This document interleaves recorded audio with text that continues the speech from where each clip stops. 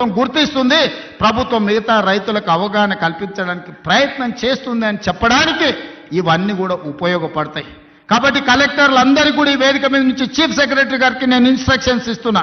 కలెక్టర్లందరినీ కూడా మీరు collectors conference తీసుకొని సోలార్ పంపు సెట్ల వల్ల ఉన్న ప్రయోజనం ఈరోజు రైతులకు వరే కాకుండా ఇతర లాభసాటి పంటలు ఏ విధంగా పండించాలి, భూమి యొక్క సారాన్ని చూసి ఏ భూమిలో ఏ పండ్ల తోటలు వస్తాయో, ఏ భూమిలో ఏ కూరగాయలు పండుతాయో, ఏ భూమిలో ఏ పంట అధిక దిగుబడి వస్తుందో, అది మొక్కజొన్న వస్తుందా, లేకపోతే పత్తి వస్తుందా, మిర్చి వస్తుందా, లేకపోతే కందులు వస్తాయా. మా కొడంగల్ తాండూరు ప్రాంతంలో మేము కందులు పండిస్తాం. దేశానికే మా కందిపప్పు అంటే తాండూరు కొడంగల్ కందిపప్పు అంటే దేశంలో గొప్ప పేరు. ఏ ఏరియాలో ఏ పంట వండుతుందో, అచ్చంపేట ప్రాంతంలోకి పోతే దోసకాయలు వండుతాయి. దోసకాయ కందిపప్పు ఎంత బ్రహ్మాండంగా ఉంటుందా, చికెన్ మటన్ కూడా వనికిరాదు దాని ముందర. ఇప్పుడు ఆ పిల్లలకు తెలియకుండానే పోయింది.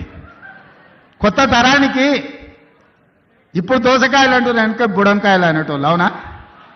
కందిపప్పులా వేసి చేస్తే మన అమ్మనో నాయనమ్మనో వండితే మటన్ చికెన్ కంటే టేస్టీగా ఉండేది. జొన్న రొట్టెతోని కందిపప్పు బుడంకాయలతో తింటే ఎంత మజా ఉండేది.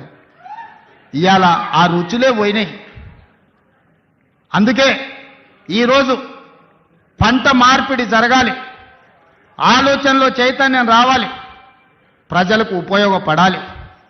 మనము పోయి ఎక్కడెక్కడనో పోయి ఏదో కొత్త రకాల వంటలు, కొత్త రకాల డైట్ అని తీసుకొస్తున్నారు కొత్త కొత్తవి. ఎందుకంటే మన పెద్దోళ్ళు మనకి ఇచ్చిపోయారు. జొన్న రొట్టె తినండి, మీ బట్టలు మీరు ఉతుక్కోండి, 6 ప్యాక్ ఉంటుందో లేదో మీకు తెలుస్తుంది. మీ బట్టలు మీరు ఉతుక్కొని జొన్న రొట్టె తింటే మీరు ఏ జిమ్ములకి వెళ్ళి కండలు పెంచాల్సిన పని లేదు.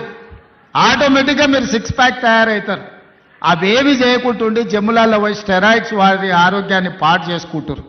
అందుకే ఈరోజు మా రైతులను ఇన్ని లక్షలాది మందిని వేదిక మీద నుంచి, వ్యవసాయ యూనివర్సిటీ నుంచి లక్షలాది మంది రైతులను ఉద్దేశించి ప్రసంగించడమే కాదు, వాళ్ళకి వేలాది కోట్ల రూపాయలు బదిలీ చేయడం ఇదొక మర్చిపోని జ్ఞాపకం. మీ అందరికీ ఈ ప్రభుత్వం అండగా నిలబడుతుంది. రాబోయే రోజుల్లో భూమి అనేది మీకు ఇండ్ల పట్టా అనేది ఇందిరమ్మ ఇల్లు అనేది ఇందిరమ్మనే ఇచ్చింది. ఆనాడు దొరల దగ్గర, భూస్వాముల దగ్గర వేలాది ఎకరాలు ఉంటే అగ్రికల్చర్ సీలింగ్ యాక్ట్ తీసుకొచ్చి ఆ భూములన్నీ తీసుకొని పేదోళ్లకు అసైన్మెంట్ పట్టాల పేరు మీద పంచిపెట్టారు. అటవీ ప్రాంతంలో ఉన్న ఆదివాసులకు, లంబాడ సోదరులకు పోడు భూముల పట్టాలిచ్చి వాళ్ళని భూ యజమానులను చేసింది. ఇల్లు లేనోళ్లకు ఇంటి పట్టా ఇచ్చింది, ఇల్లు కట్టుకోలేని వాళ్ళకు ఇందిరమ్మ ఇల్లు కట్టించింది.